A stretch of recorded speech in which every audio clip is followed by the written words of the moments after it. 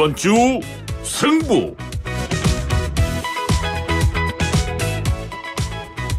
네, YTN 라디오 이재현의 뉴스 정면 승부 3부 금요일 순서 시작합니다. 금요일 이 시간에는 여론 동향으로 정치권 움직임 살펴보는 순서죠. 이번 주 승부 순서 3, 4부 나눠서 준비하고 있습니다. 오늘 함께해 주실 두 분의 승부사 소개합니다. 배종찬 인사이트K 연구소장 나오셨습니다. 안녕하세요. 안녕하십니까. 배종찬입니다. 이은영 휴먼앤데이터 소장 함께합니다. 네. 안녕하세요. 예, 안녕하세요. 이은영입니다. 네. 날씨가 많이 춥습니다. 네, 너무 추워요. 갑자기 또 많이 추워졌죠. 예, 또 토요일, 일요일 또 추워진다고 하네요. 자, 그렇습니다. 이게 추워지니까 또 난방비 생각 안 할 수도 없는. 그렇죠. 예. 오늘 이번 주 승부에서 승자 꼽아 주셨는데 두 분이 난방비가 나왔습니다. 배 소장님. 예, 저는 난방비에 대해서 우리가 이렇게 심각하게 민심이 들끓었던 적이 있을까. 그리고 난방비가 왜 이렇게 심각해졌을까. 왜 우리는 이 경고를 못 봤을까. 실제로 우리 이슈 정면 승부를 통해서 계속해서 우리 시간에 다뤄왔거든요. 사실은요. 고환율, 고물가 네. 이걸 이은영 선생님과 함께 경제적으로도 다차원적으로 분석을 다보스 포럼 이상 차원으로 분석을 해드렸는데 아무도 관심이 없어요. 아무도 관심이 없었어요. 난방비용 콕 집어서 말씀하신 건 아닐 거고 아니, 공공요금 상승 관련해서 네네. 살짝 얹은 거 아닙니까? 콕 집었다고 해주십시오. 예, 그래서 이제 이 난방비가 오죽했으면 저는 이렇게까지 되는 게 진짜 우리가 북한 미사일 발사됐다는 뉴스 접할 때보다도 지금 더 민심이 들끓고 있거든요. 비교될 수 없을 정도로. 그런 이유가 보면은 우선적으로는 근본적인 원인은 워낙 이제 우리가 수입하는 이 LNG 액화 천연가스의 요금이 상당히 비쌌다. 물론 그건 다 이해하는 바죠. 예. 그렇다면은 그동안 누적돼 왔던 지금 수년간 심지어는 한국가스공사의 경우에는 실제 받았어야 되는 이 요금 자체를 받지 못한 이 미수금만 9조 원 이상 10조 원에 육박한다라는 이야기도 나오고 있는 상황이거든요. 그렇다면 이런 부분에 대해서 어떤 식으로 대응을 할지 지금 더 심각해지는 것은 이렇게 관심도가 높은 것은 말 그대로 난방비가 이제 성장할 수밖에 없다 이렇게 말씀을 드려야 되는데 지금 자칫 우리가 이 한 30% 40% 30에서 40% 이상 난방비다 열병합 요금이다 이렇게 올라가는 전기 요금이다 올라가는 경우에는 결국 우리가 이게 물가 인상이 되고 인플레이션이 조장될 수도 있어요. 그러면 결국 한국은행의 이창용 총재도 가급적이면 올해 큰 폭의 금리 인상은 안 한다고 했지만 우리 자체적으로 해야 될 수도 있습니다. 이게 우리 소비자 물가 지수 KCPI가 어떻게 나오느냐에 따라서도 영향을 미칠 수밖에 없는데 저는 제일 납득이 안 가는 것 중에 하나는 계속해서 이런 이 지표상으로도 4인 가구가 이른바 이제 이 가스 사용 열량 단위이기 때문에 이건 굳이 정확하게 이까지 이해를 하실 필요 없는데 대체로 한 2000 MJ 정도 월 평균적으로 사용을 한다면 2022년 3월 달에 나오는 요금이 2000 MJ도 사용할 때 28,440원이거든요. 근데 지난해 10월 달에는 무려 1,940원이 올라갑니다. 그래서 39,380원은 거의 4만 원 돈 되거든요. 근데 이거 왜 간파하지 못했죠? 그리고 지금 문재인 정부의 잘못이었다 또는 현 정부가 이제 임기가 시작됐으니까 겨울 난방비는 윤석열 정부의 몫이 아니냐. 저는 다 누구의 책임도 아니고 국회 책임이에요. 아니 국회 뭐 한 거예요? 국민의 대표로 지금 국회에서 이런 민생 요금 관련되는 부분은 계속 수시로 훑어 왔어야 되는 것이거든요. 그런데 거의 손 놓고 있다가 이게 이른바 말하는 포퓰리즘이죠. 왜 누구도 손대기 싫었던 거죠. 무서우니까. 그렇죠. 이걸 올린다고 했을 때. 그러니까 손 놓고 넋 놓고 있다가 지금 와서 이제 서로 싸우기 바쁜 거죠. 니탄 내탄 내로남불. 저는 그래서 이게 지금 우리 시간을 통해서 계속 말씀드리면 저는 국회나 정치권이 이거 큰 하도일 수 있습니다만 혁신 없이는 대한민국의 미래는 없다. 네. 말씀하신 것처럼 지금 이제 난방비 오른 것 가지고 이제 서로 내탓 공방이에요. 민주당 정권 시절인가 문재인 정부 시절에 미리 올렸어야 되는데 올리지 못해서 지금 한꺼번에 서민들이 고통받는 것 아니냐. 또 윤석열 정부에서 이걸 좀 제대로 관리를 했어야 되는 것 아니냐 이제 또 이렇게 얘기도 할 수 있는 부분인데 어떻습니까? 근데 이게 난방비가요. 그러니까 일반 우리 그냥 서민들은 평소에도 늘 난방을 아끼자 이렇게 하고 전기 그 매트를 다 깔고 쓰거든요.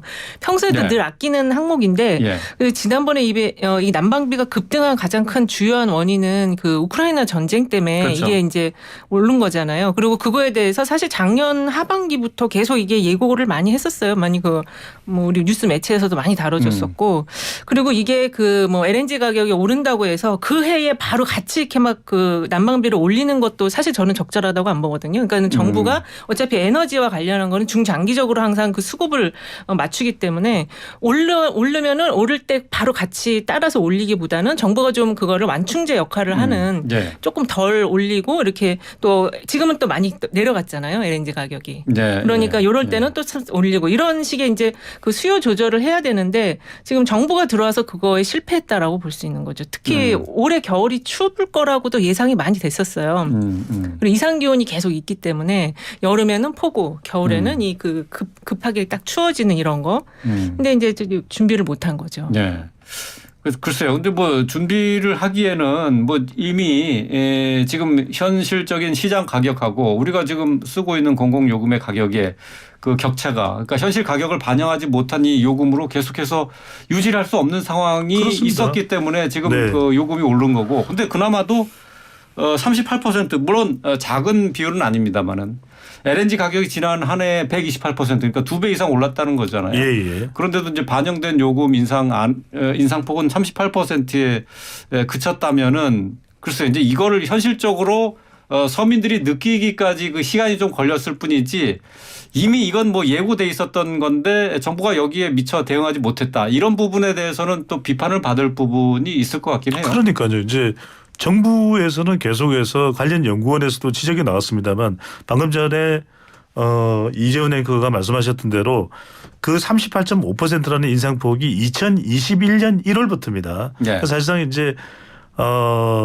이 코로나 국면이었죠. 그렇죠. 예. 와중에 있었는데 2021년 1월부터 작년입니다. 2020년 10월 사이에 이제 주택용 가스요금입니다. 미국은 무려 218% 인상이 됐고요. 그러니까 미국도 지금 난립니다.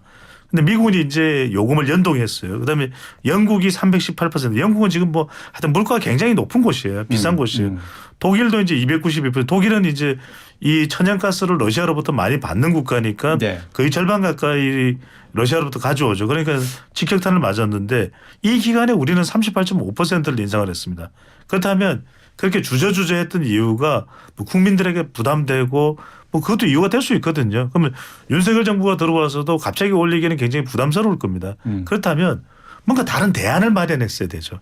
이게 지금 와서 마치 언발에 오줌 누기식으로 서민들에게 140만 가구인가요? 네. 이 2배 정도 지원을 해주는 15만 원, 30만 원 지원해주는 바우처나 네. 아니면 지금 민주당에서 이야기하는 건 30조 추경을 하자는데 그럼 30조 추경을 할 걸 왜 그러면 이전에 우리가 좀 더 초과 세수를 받았을 때 해결을 못했냐. 그것도 말이 안 돼요.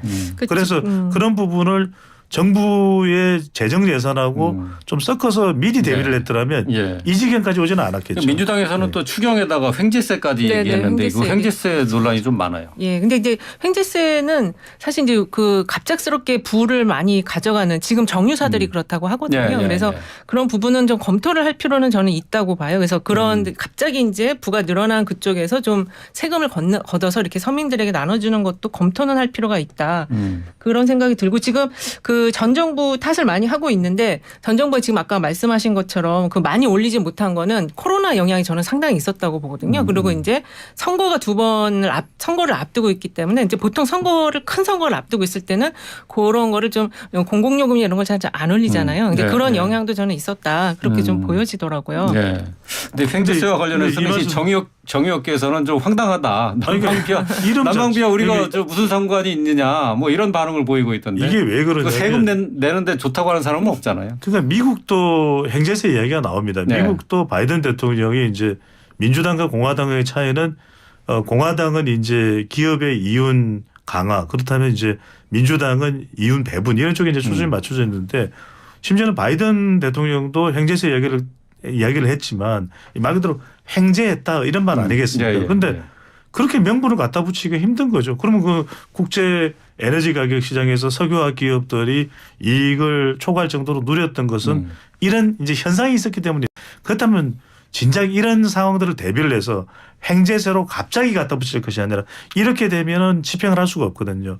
아예 석유 에너지 기업들에게 결과적으로는 이 에너지의 이 재정을 꾸준히 이제 유지할 수 있는 그런 명분을 가지고 세금을 진작에 한 2년여 전에 그것을 옵션을 달아서 실제 올라가면 더 받고 내려가면 안 받는 그런 식으로 만들어 놨었어야죠.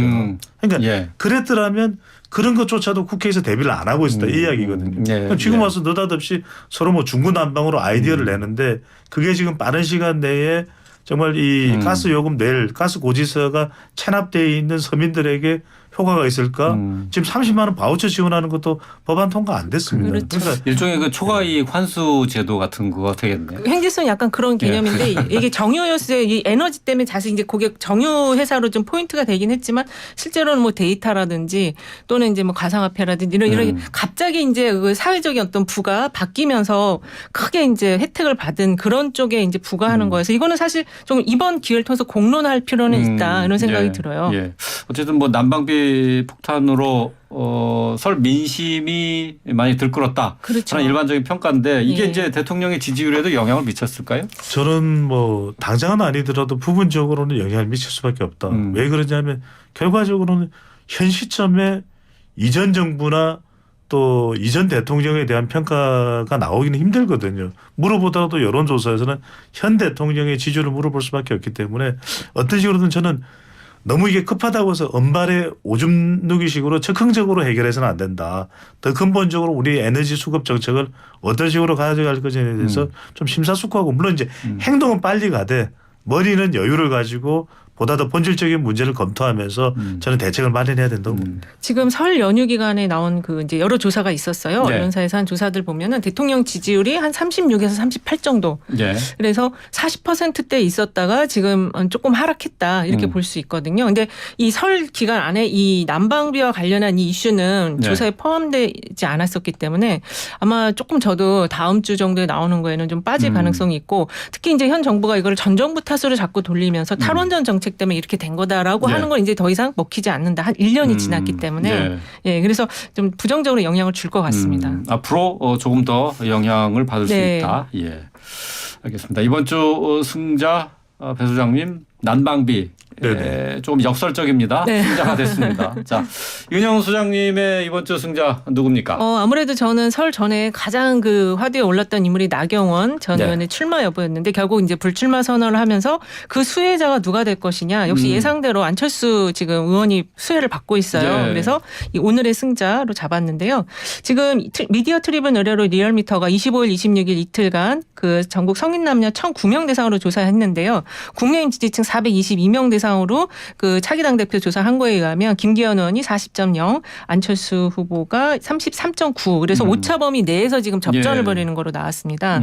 이게 지금 그 전 조사에 비하면은 지금 이 수혜를 김기현 의원이 40%를 좀 넘어가야 돼요. 나경원 의원의 그 불출마로 인한 그 지지를 좀 받았다면은 예. 40한 중반대로 가야 되는데 지금 오히려 0.3%포인트 하락을 했고 이 안철수 의원 같은 경우는 지금 상승을 했는데 16.7%포인트가 증가해서 30% 초반으로 지금 올라갔어요.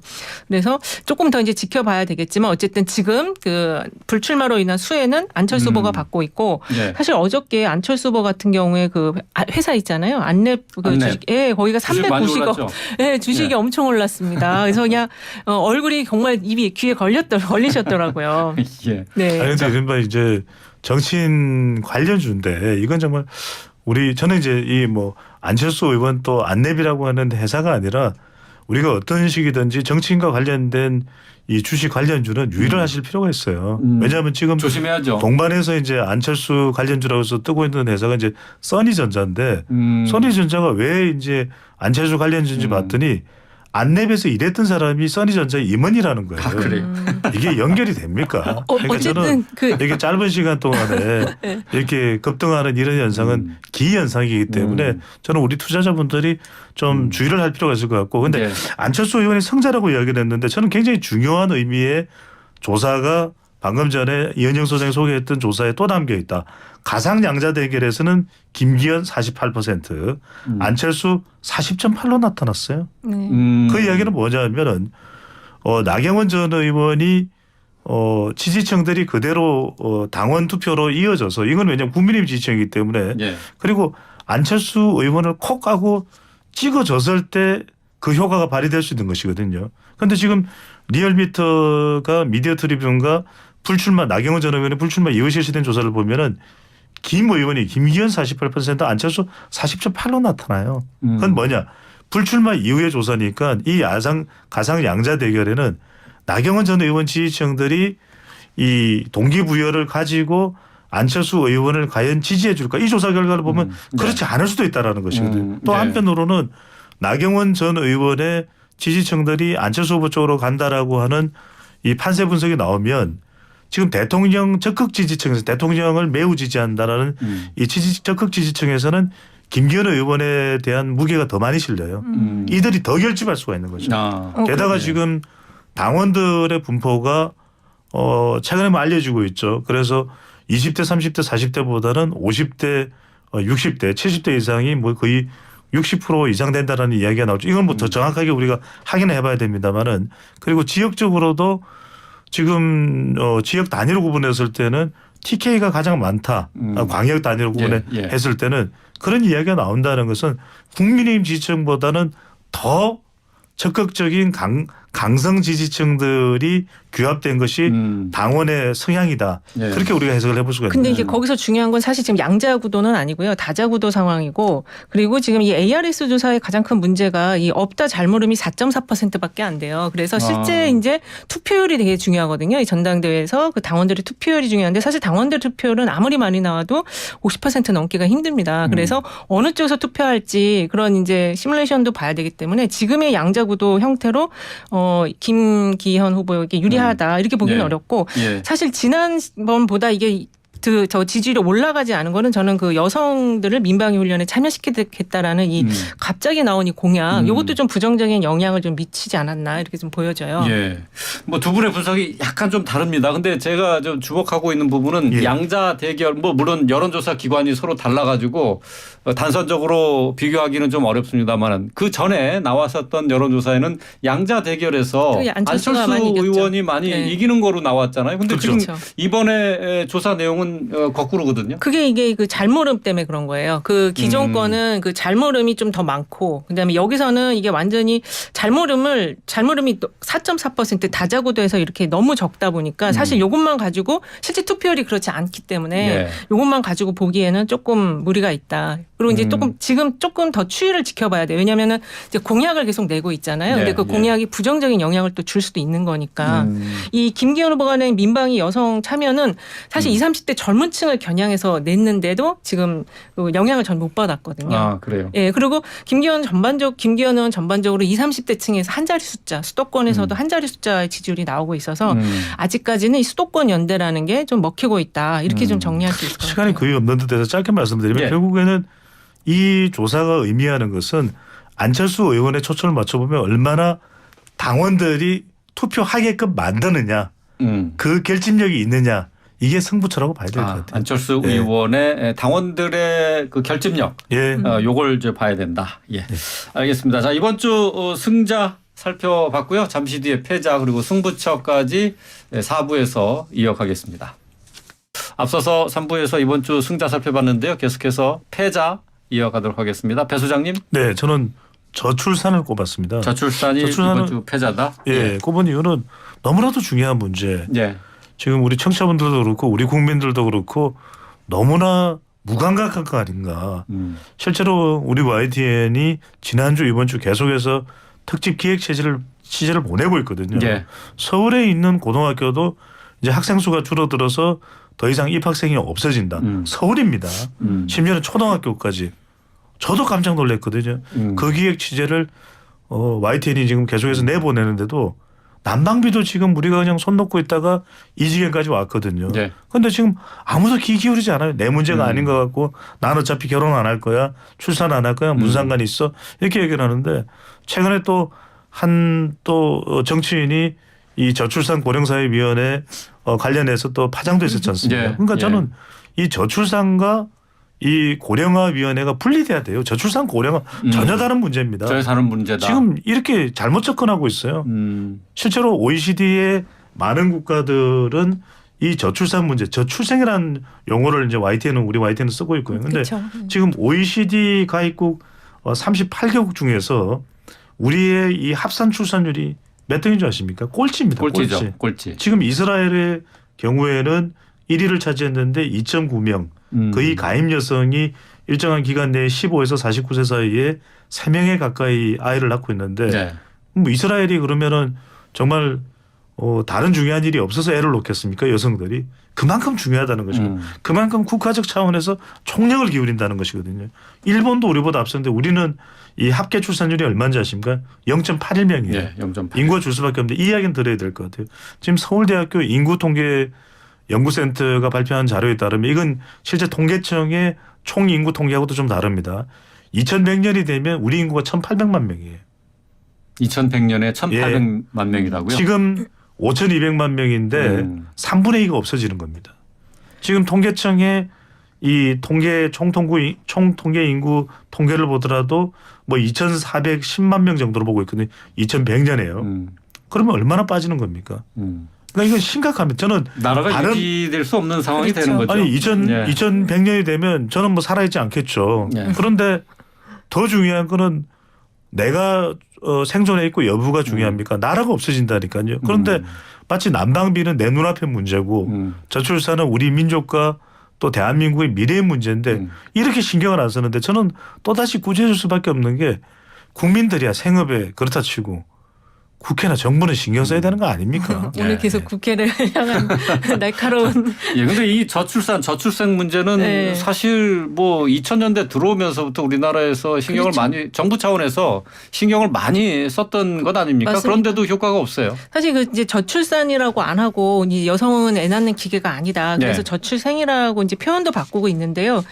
어쨌든 지금 벚꽃 엔딩이라든지 또 군 자원의 그 급격한 감소 이건 다 이제 저출생과 관련한 그런 이제 우리가 준비해야 될 미래의 문제들인데 그 좀 전에 이제 그 저출산 고령화 사회 부위원장이 나경원 의원이 그 헝가리식 방식의 이 어떤 출생률 출생감감. 높이는 네. 그런 방안을 냈는데 사실 헝가리는 그걸로 인해서 효과를 봤거든요.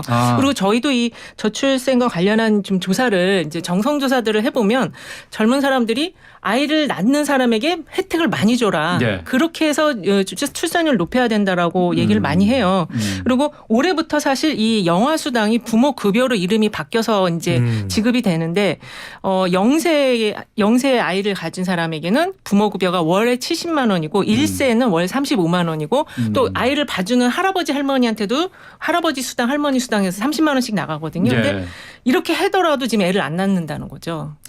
그러니까 의식 자체가 완전히 바뀌어야 되는 것이 이제는 다자녀 가구에 대해서는 우리 사회 최우선 순위를 줘야 됩니다. 그래서 심지어는 자녀가 한 3명, 4명 되면 그 여성들이 활동하기 힘들거든요. 그러니까 아직도 남녀 간의 양성평등화된 균형된 육아가 안 돼. 이거 쉽지 않을 거예요. 뭐 저녁에 회식도 있죠. 그러니까 저는 완전히 국가의 의식 체계 자체를 아예 이제 우리가 이 출생을 많이 할 수 있는 여성들을 최대한 우대하는 그런 제도로 가야 됩니다. 그래서 심지어는 지금 논산 같은 경우에는 성공적인 모델이 뭐냐면 24시간 언제고 아이를 맡길 수가 있습니다. 그러니까 엄마 아빠가 심지어는 애들이 뭐 3명 4명이면 영화도 보러 못 가요. 영화관에. 그렇죠. 그러면 사실 예. 삶의 질이 떨어질 수밖에 그렇죠. 없거든요. 예. 이스라엘 같은 나라는 정말 이 출산 문제의 모든 걸 걸고 있습니다. 왜 그러냐면 실제로 지금 팔레스타인 또 인근대에 있는 그 지역 자체가 상당히 인구가 너무나도 뼈저리게 중요한 국가가 이 이스라엘일 수밖에 없는 거 아니겠습니까? 역사적으로 예. 계속해서 노마드 인생을 걸어왔던 그 민족이기 때문에 그러니까 우리도 알아야 됩니다. 지금 2100년에 서울대 인구통계연구센터의 통계이고 추정이긴 합니다만 더 줄어들지도 몰라요. 5200만 명의 인구가 1800만 명이 된다. 이거 정말 우리가 어벤져스 영화에나 봤던 정말 이거 멜더스의 인구론에 나오는 그런 현상이라면 지금 우리 각성하지 않으면 큰일 나요. 이게 부모급여를 월에 70만 원씩 주면 많이 준다고 생각하실 거예요. 1년에 거의 1,000만 원 좀 안 되게 주는데 왜 아이를 안 낳냐 이런 말씀하실 수도 있는데 이거 갖고는 그 아이를 낳아서 기르는 데까지 드는 그 비용을 감당할 수도 없고 그래서 이렇게 줄 게 아니고 만 18세까지 아예 영아만 지원하지 말고 네. 만 18세까지 아예 주자 이런 얘기까지 지금 나오고 있거든요. 국가가 나서서 네. 보육에서부터 교육까지 다 그렇죠. 한다. 다 책임을 예. 져야지 낳는다는 거죠. 나온 뉴스 중에서 일본은 이 출산율을 높이기 위해서 도립대학의 경우에는 무상 등록금입니다. 우리는 이제는 난방비, 전기요금 다 무료로 해줘야 돼요. 예. 세 자녀 이상. 예. 그리고 세 자녀 이상의 가정에는 학생들의 그 자녀들의 대학 등록금까지 사립대를 가든 전액 지원. 네. 그거 해야 됩니다. 네. 자, 저출산, 저출생 문제 뭐 두 분이 하실 얘기가 많은데 이게 뭐 시간이 제한돼 있으니까 여기서 줄이도록 하고요. 자, 이은영 소장님 묘원주 패자 네, 누군지요? 저는 유동규 씨를 뽑았습니다. 아, 유동규 전 본부장. 네, 유동규 전 본부장인데 지금 내일 이제 이재명 그 민주당 대표가 수사를 받으러 가는데요. 사실 내일 그 수사의 목적은 두 가지입니다. 이 민간 대장동과 관련해서 민간 합동 개발에 왜 민간에게 그렇게 많은 이익을 예. 주게 설계했느냐 이 부분과 미래 신도시 사업자 선정과 관련해서 내부 자료가 건너간 것이 아니냐. 그래서 대장동 일당이 또 이거를 한 것이 아니냐. 이게 두 가지가 수사 목적인데 오늘 이 유동규 씨의 여러 가지 발언들이 또 많이 나왔어요. 그래서 뭐 그 이재명 그 대표의 뭐 비서 누구에게 뭐 얼마를 줬다. 그리고 뭐 4천억의 이익이 나는 거를 내가 직접 이재명 대표에게 보고했다. 이런 네. 얘기들이 많이 나왔는데 그래서 이제 그럼 이재명 대표가 뭐가 좀 죄가 있는 거 아닌가 이런 또 생각을 하게 만들 정도로 많은 이야기들이 나왔는데요. 근데 그게 다 문제가 지금 검찰에서 수사를 하고 있는 검찰 발로 나왔다는 게 좀 문제가 된다. 그래서 저는 유동규 씨의 이렇게 계속 수사를 앞두고 쏟아지는 이 발언이 네. 과연 이게 그리고 그건 다 또 검찰을 통해서 이렇게 언론으로 이렇게 좀 흘린다고 그래야 될까요? 아니면 또 유포가 되는 이것이 과연 수사 앞두고 있는 상황에서 좀 공정한 것인가 그런 네. 측면에서 유동규 씨를 패자로 꼽았습니다. 예.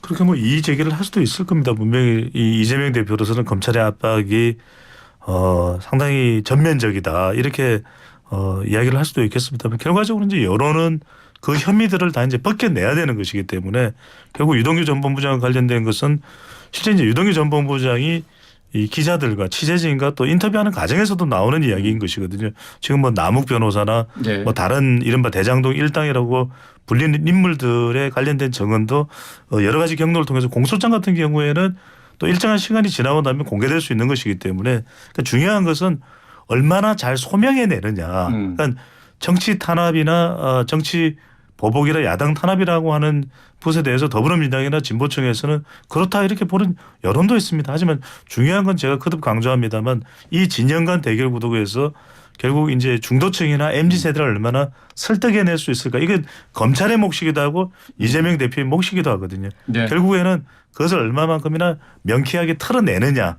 바로 이 부분이 핵심이라고 봐야 되겠죠. 사실 이 유동규 씨 같은 경우는 발언이 지금 다 전면적으로 많이 바뀌었어요. 그리고 이 수사팀이 교체된 이후에 발언이 바뀐 것들이 그 이전에 지금 그 정여각 녹취록이라는 거하고는 상당히 지금 배치되는 부분들이 많기 때문에 검찰이 사실 입증해야 될 부분들이 많습니다. 그리고 지금 검찰이 이번에 이제 이재명 대표를 부르는 거와 관련해서도 배임 혐의를 지금 두고서 부르는데 사실 제일 처음에 시작된 거는 뭐 배임 횡령 그다음에 이제 대선 자금, 그다음에 다시 배임으로 왔기 때문에 네. 이런 부분도 검찰이 지금 입증해야 될 부분도 상당히 많다. 그리고 50억 클럽에 대해서는 수사가 지금 전혀 진척이 안 되고 있는 부분도 검찰의 과제다. 이렇게 좀 볼 수 있을 것 같아요. 저는 이제 승부처를 이재명 대표에 대한 검찰 수사를 했기 때문에 이 부분을 말씀드려야 될 것 같아요. 예. 아까 우리도 그랬잖아요. 이제 난방비 이야기하면서 이전 정부에서 어쨌다 저쨌다 그건 무슨 소용이 있는 겁니까? 지금 해결하는 게 중요하지. 똑같은 이야기입니다. 그러니까 뭐 문재인 정부 때 어떻게 수사가 됐다. 그때는 수사는 어땠는데 지금은 이제 정권이 바뀌고 나니까 달라진 검찰이 수사를 했더니 어떤 의혹들이 또 증언을 통해서 나오고 있다. 유동규 전 본부장이나 남욱 변호사나 이 사람들도 그 시기에 따라서 시점에 따라서 다른 증언이 나올 수밖에 없겠죠. 이런 일들은 사실은 비일비재한 일입니다. 우리 네. 검찰 수사를 할 때. 중요한 것은 제가 거듭 말씀드립니다만 이재명 대표가 혐의가 있다가 아니라 혐의를 어떻게 털어내느냐 소명하느냐 네. 그걸 잘 털어내면은 오히려 여론의 힘을 이재명 대표가 얻는 것이고 그걸 잘 털어내지 못하면 이재명 대표가 또 민주당이 부담이 되는 것이죠. 예. 배영창 소장님은 그러니까 이제 이재명 대표가 내일 이제 수사를 받는데 이게 이제 다음 주 승부처라고 꼽으셨어요? 이재명 그렇습니다. 대표 나가서 검찰에 나가서 얼마만큼 소명할 수 있느냐 하는 부분이 중요하다 짚어주셨는데 앞서서 이은영 소장님이 이제 중요한 수사의 두 가지 맥락을 말씀하셨는데 네. 이거 외에 또 공소장을 통해서 나온 내용이 있지 않습니까?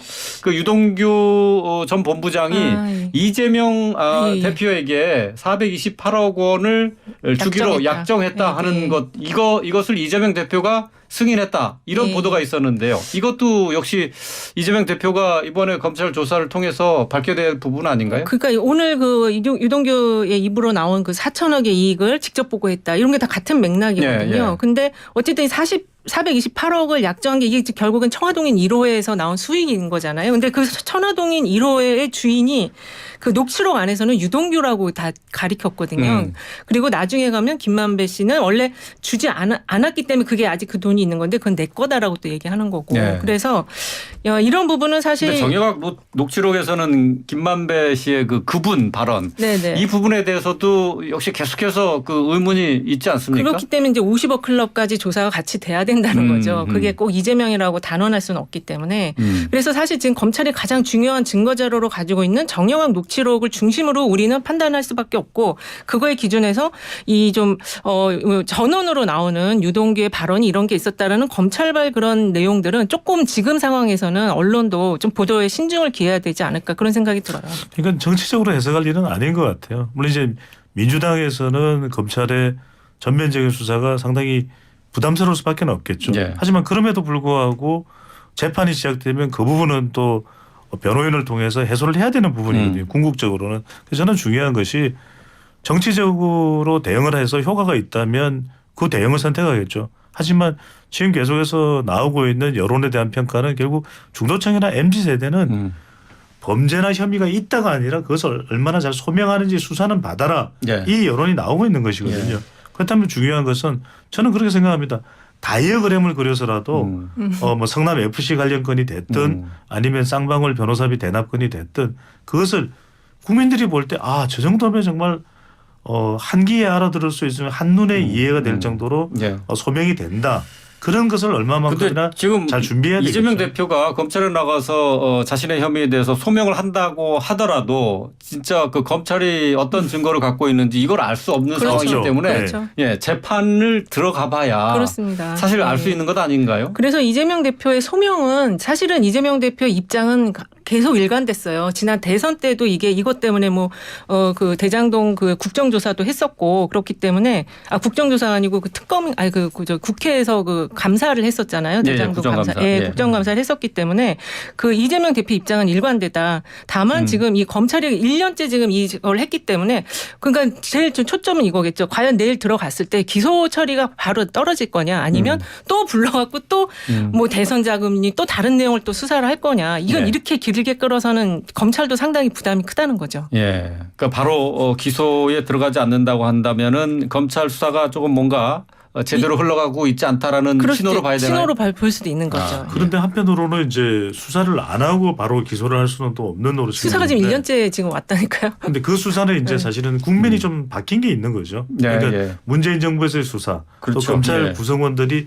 달라지고 난 이후의 수사. 우리가 자꾸 그랬냐 어쨌냐 그렇게 이야기하는 것은 하등 소용이 없고 그 검찰 수사에 지금 대해서 어떻게 이것을 제대로 소명하니까 재판을 간다라는 것은 최종적인 결과는 검찰이 내는 게 아니라 판사 그러니까 그렇죠. 사법부가 예. 내는 것이거든요. 사법부에서 그렇죠. 증거와 그렇죠. 법리에 따라서 재판을 하는 그걸 따라야 되겠죠. 아니, 근데 그것에 대한 예. 대응이 사실은 제일 핵심적이고 그 전에 중요한 건 제가 말씀드렸듯이 이 과정에서 여론의 평가죠. 민주당 지지율의 영향 이 부분이 어떻게 되는지가 굉장히 또 중요한 잣대가 될 수가 있죠. 저는 시민들이 문재인 정부 때 수사에서는 솜방망이 수사였고 현 정부의 수사에서는 칼날 수사다. 이렇게 인식하는 것 자체가 지금 검찰이 문제가 있다는 거예요. 그렇게 되면 안 되는 거죠. 어느 정부 때나 수사는 똑같은 똑같아야 된다. 잣대가 똑같아야죠. 알겠습니다. 예. 자.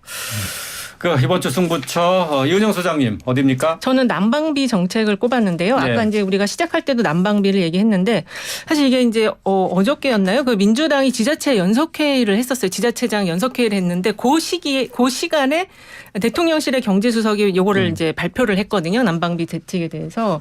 그래서 이게 그 민주당 안에서는 이걸 해석하기를 이게 원래 산자부에서 발표를 해야 될 내용을 대통령실에서 하는 거는 그만큼 이제 심각하게 보고 있지만 그 정책 경쟁을 하는 거다 또 이렇게도 해석을 하더라고요. 예. 그래서 그 다음 주까지는 이 난방비 문제가 이번 주말에도 춥다고 하니까 이거는 좀 그리고 지금 문제가 추경을 할 거냐 말 거냐로 지금 좀 예. 대립이 돼 있어서 예. 이게 좀 중요한 승부처가 될 것 예. 같습니다. 사실 지금 1월 달이기 때문에 12월 난방비가 나왔는데 네, 1월은 더 많이 나오겠죠. 예, 1월 난방비가 더 많이 나오지 네. 않겠느냐. 진짜 난방비보다는 아직 터트려지지 않았다라는 얘기들을 하고 있는데 난방비 줄이기 위해서 좀 이번 겨울 좀 춥게 지내야 되나요? 네. 이제 우리 온 국민이 남당 열사가 돼야 될 것 같아요. 예, 근데 이 그렇습니다. 기초수급권자에만 주시지 마시고 조금 더 위로 올려서 차상위와 좀 예. 중산층까지 주셨으면 좋겠습니다. 알겠습니다. 자, 오늘 이번 주 승부 여기까지 하도록 하겠습니다. 배종찬 인사이트 K연구소장 이은영 휴먼앤데이터 소장과 함께했습니다. 고맙습니다. 네, 감사합니다. 고맙습니다.